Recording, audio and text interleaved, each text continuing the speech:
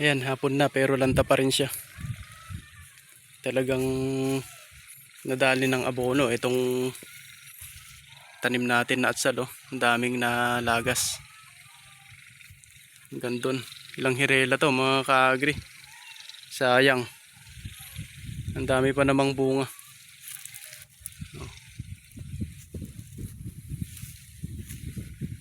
Sayang mga kaagri, naglanta. Hanggang dito. Isang diretso mga kaagri, oh. Lanta talaga siya.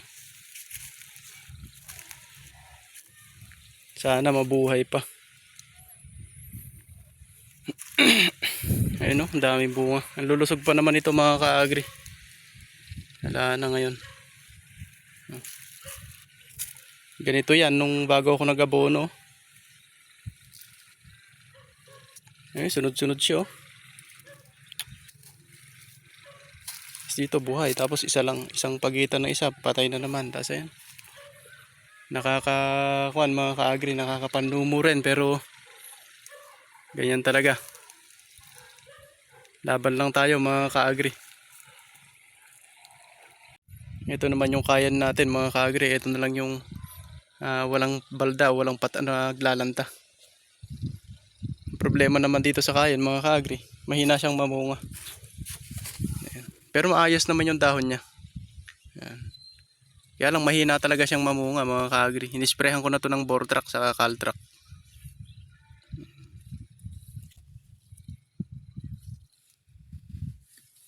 Siguro pang kuan lang to mga kaagri, sa bundok lang talaga itinatanim.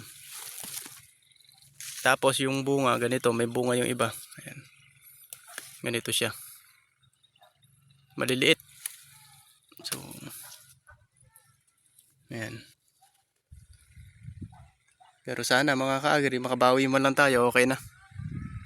Ayan. Yan yung kaluwang.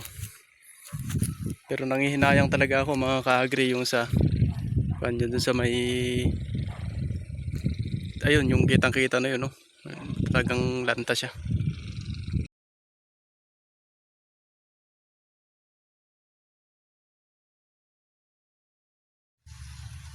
Magandang umaga mga kaagri.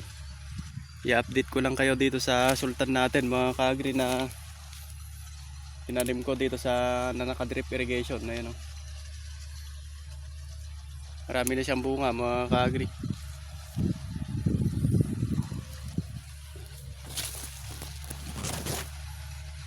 Yan.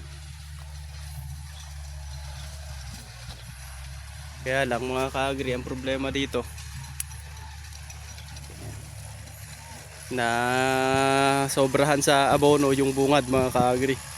Ipapakita natin yan, yung bungad na yan, kung saan tumutulo yung abono natin.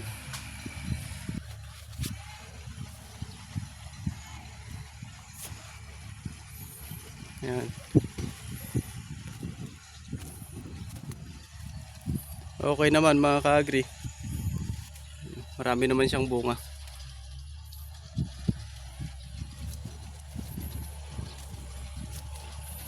Kaya lang yung nasobrahan sa abono mga kaagri na naglanta na ito. Ayan, katulad niya, naglanta na siya. Kasi yung abono mga kaagri na itutok dito sa nabagsakan niya. Ayun, oh. Purong abono kasi mga kaagri yung natin. Ayun, oh, naglanta rito. Maraming naglanta mga kaagri dito sa lugar na to. Ayun, oh.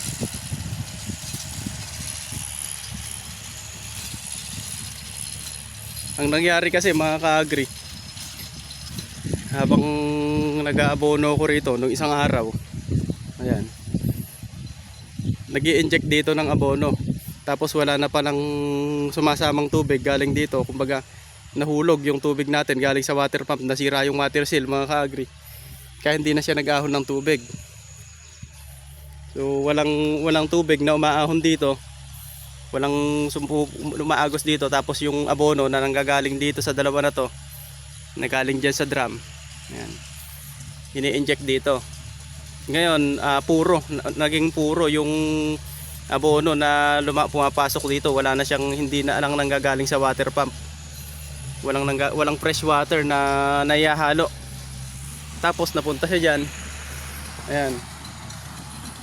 Ayan o. Ganyan, napunta siya, naging puro. Walang halong abono.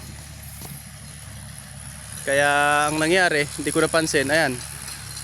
Nasobrahan sa abono yung bungad, mga kaagri. Itong lahat ng bungad na to hanggang doon sa may, hanggang dito, ayan, yan, sa may ko na yan. Tuturo ko na yan.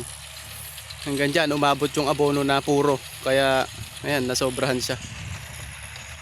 Kaya sa drip irrigation, mga kaagri, may natutunan ako na kailangan pag nag-aabono, titignang mabuti pala yung tubig na umaagos dito sa mainland. Kailangan merong umaagos na tubig para nang sa ganon hindi siya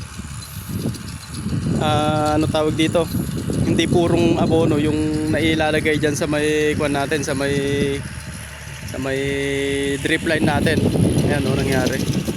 So, kahit ganoon mga kaagri, laban lang tayo. Hindi naman po pwede mga kaagri na dahil lang dyan ay susuko na tayo. Siyempre lalaban pa rin tayo mga kaagri. Konti lang naman yan, siguro mga 300 to 400 na puno mga kaagri yung tinamaan dito. Pero ganun talaga mga kaagri, hindi naman natin kagustuhan yan. Kapabayaan lang mga kaagri, napabayaan ko lang, hindi ko lang talaga napansin. Pero kahit ganun mga kaagri, aral na lang sa atin yan.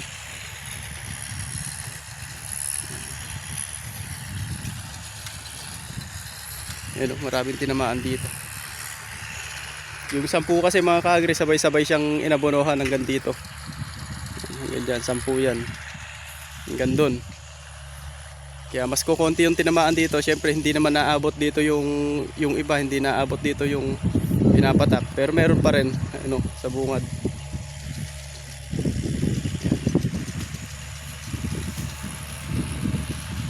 So ayun mga kaagri. Sayang lang mga kaagri dahil naglanta. Dahil pa namang bunga. Sayang. Oh.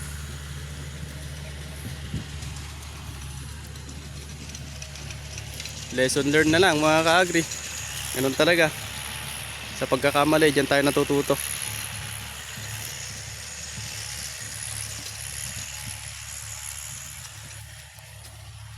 Ay, dahil pa namang bunga mga kaagri. Ang ating sili. Tapos mahal pa yung presyo ngayon.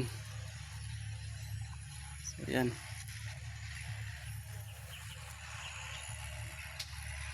So yun lang mga kaagri. Pinakita ko lang yung in-update ko lang kayo dito sa sultan natin. Na marami ng bunga. Ayan o.